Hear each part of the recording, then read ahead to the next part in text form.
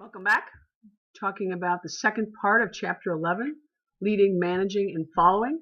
And for the second half, the focus is really on the SMO leadership principles, at least as they are described by Lawler and Worley.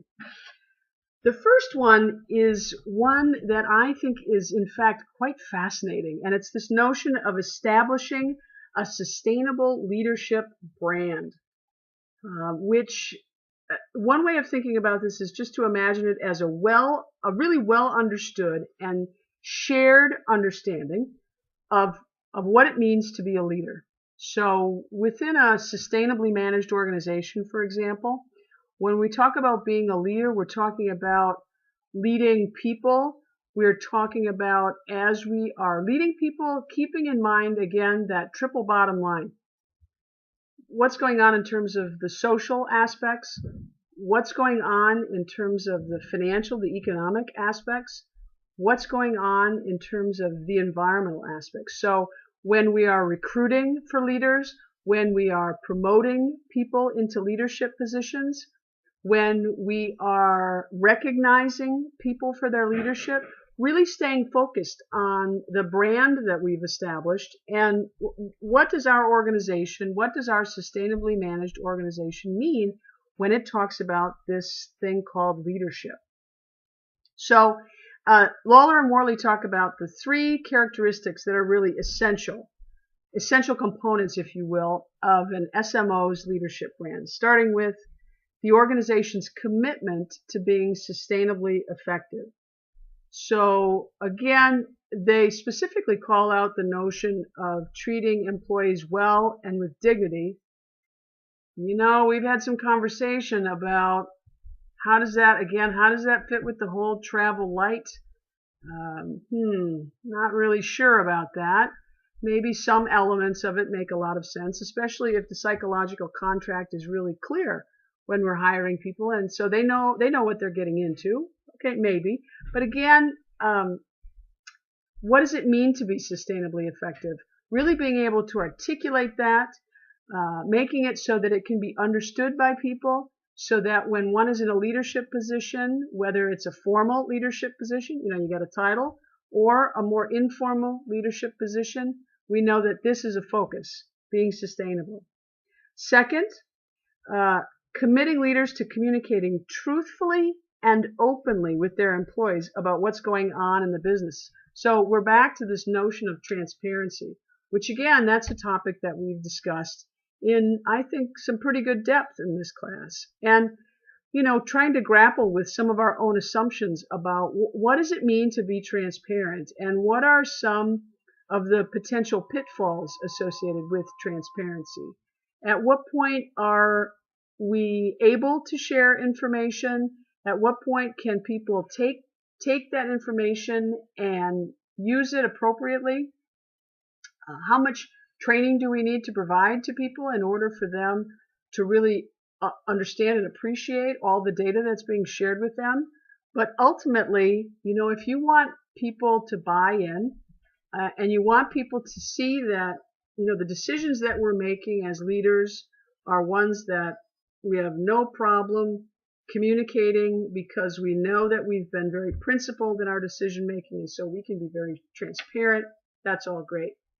Now, something that really doesn't get discussed a whole lot by Lawler and Worley is, okay, well, at what point are we sharing information that maybe we don't want people to share outside of the organization?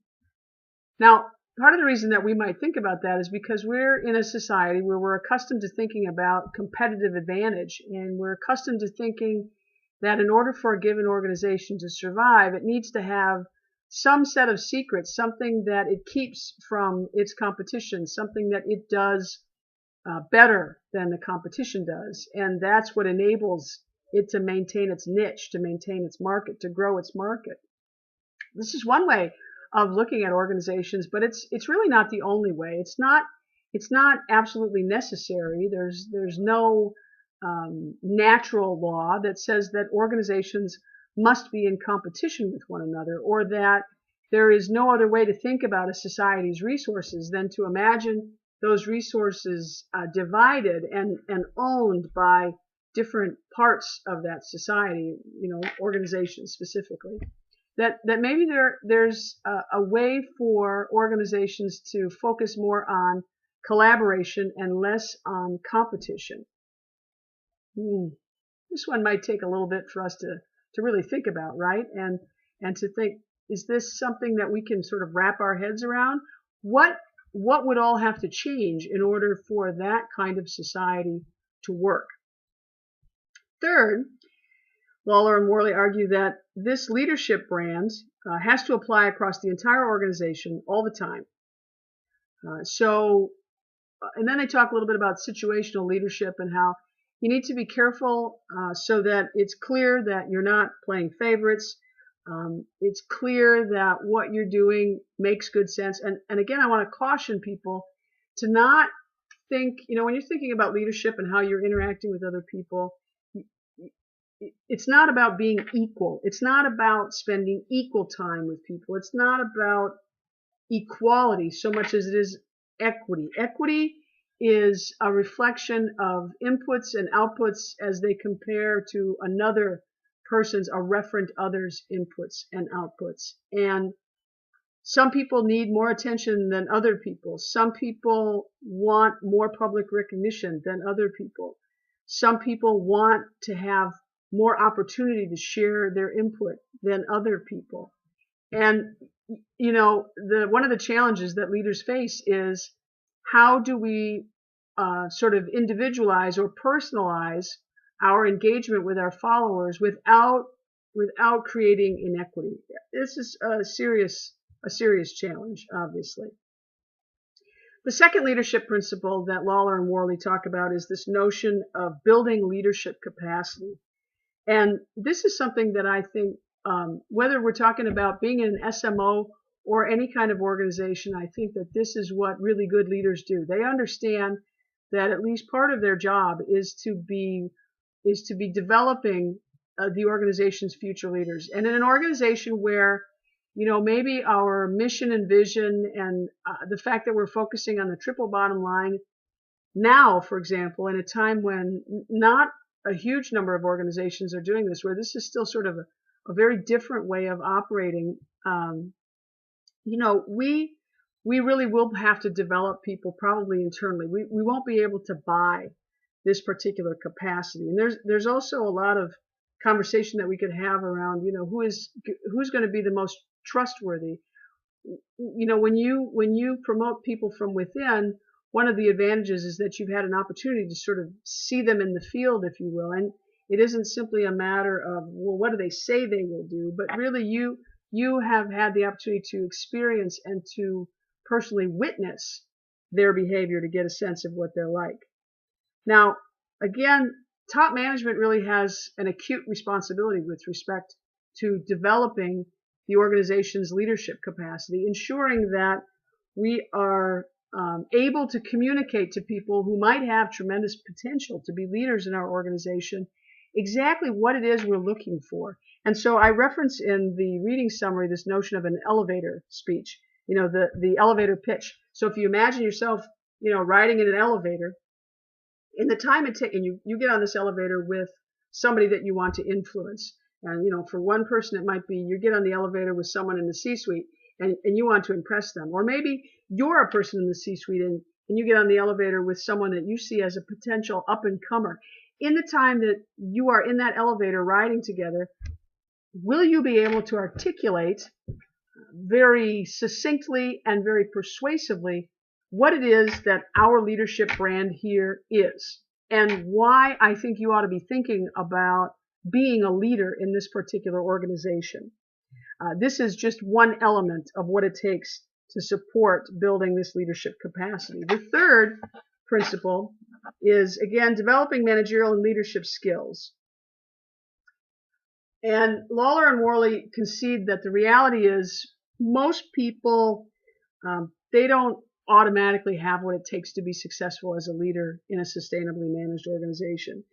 There's a lot of training that has to happen. There's a lot of education that has to happen. I mean, quite frankly, leadership is a complex, complicated, difficult to understand, difficult to implement successfully all the time, everywhere. There is no instant pudding. There is no book that you can read that will just tell you every single thing you need to know about what it will take to be an effective leader. And here's why. Because you've got leader, that's one piece. You've got followers, that's a second piece. You have goals. And somehow you've got to get this three-legged stool to all work together. Okay? You can be the most decisive, the most diplomatic, the most persuasive, charismatic. Pick your list of words that you think leaders ought to be. But if you don't have followers who are interested in what you have to offer as a leader, and or if you don't have a mutual purpose that you're trying to achieve, you will not be effective as a leader. There will be so many barriers to your effectiveness, even though you may have been incredibly effective in one situation.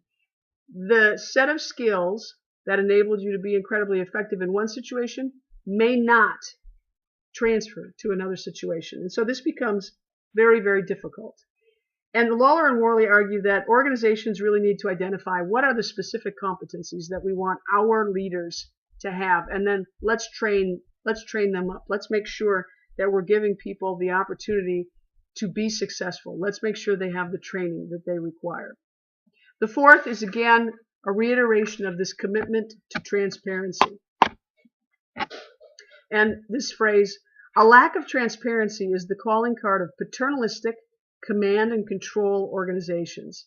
And I think it's become, it's typical, I think, for students to really struggle with this notion of transparency and what does that really mean, and at what point are we not sharing enough information? How much information should the average frontline employee have access to? For example, the conversation will often turn to salary. Can we make salary information public?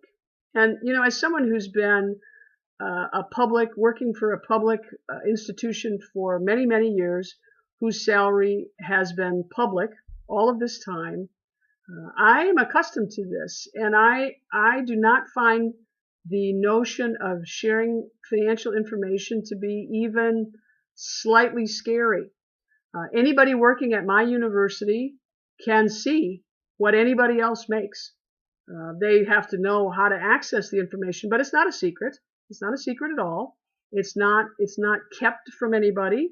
The idea is really that anybody can know exactly what anybody else makes. And then, the corollary to this, what goes along with this, is there should be a pretty straightforward way for people to find out, well, what were the factors that helped to determine a given salary? Now, this is just one example of a type of information that we can make available to people that helps them to think about the organization and also helps them to ask what I would argue can be incredibly important questions.